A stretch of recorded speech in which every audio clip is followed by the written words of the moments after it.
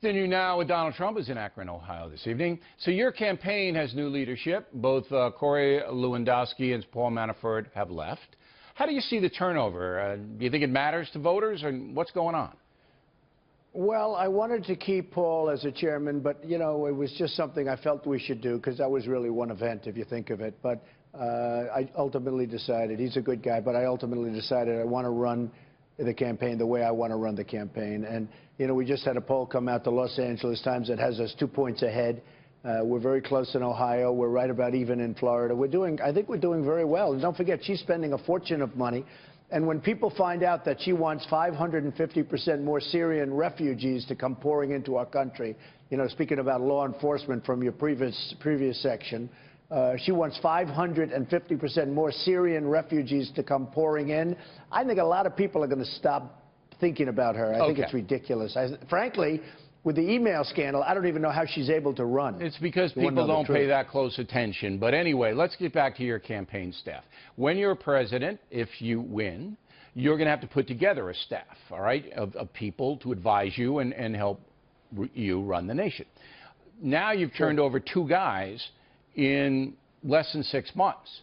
Now, would it be fair to say your judgment about those two men wasn't good? Would that be unfair? Well, in the meantime, in my company, I have people for many, many years, and I've done that. I just wanted to make this change. I felt very comfortable with the people that I have. I've liked them for a long time, and I wanted to make this change for a while, and I made it. You know, we have like 3 months to go, and I wanted to make sure that it was something that I wanted. And I like these people. I've always felt comfortable, and I decided to do it. Now, the debate is going to be everything. You know that, right? In polls now, whether the LA Times has you ahead by 10 or 2, or you're behind 85, or what, it doesn't matter. The first debate is going to be the Super Bowl of debates, all right? So you and Hillary Clinton, all right? And everybody's going to be watching. Even the pinheads who don't watch will hear about it, and they'll see it on the Internet after the fact. Right. All right. You understand that this is make or break, right? The debate. It's make or break.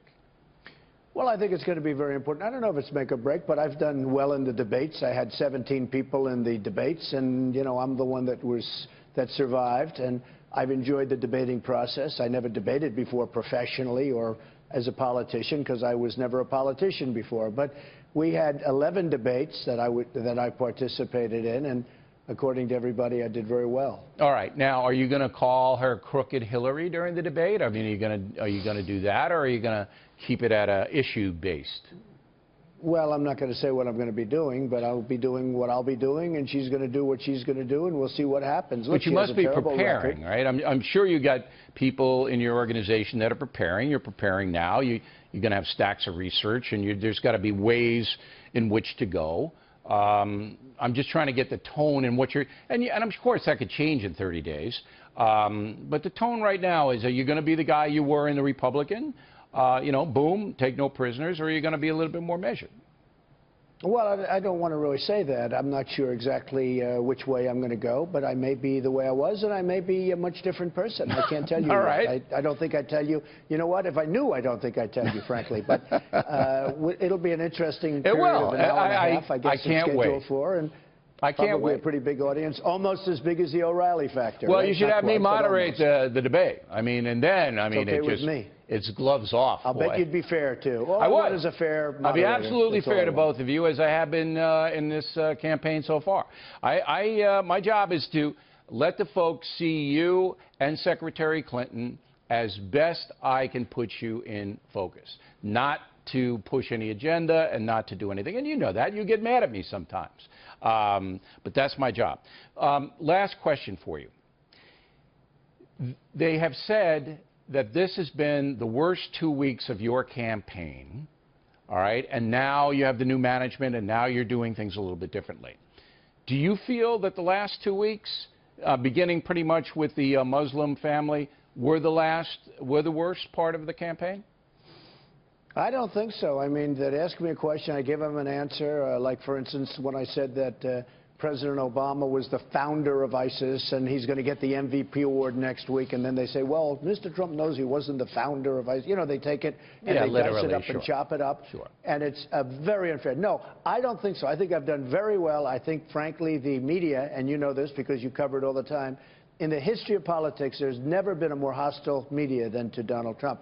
So they'll take a perfectly good statement that I make, dice it up, chop it up, and then cover it for 3 days solid on some of the other networks. You may be right about that. Not too much. You may be right about that. I think we did very well, and I think the last week, and I think you've seen this, I think the last week has been the best week that I've ever had from the beginning, and that starts with the primaries.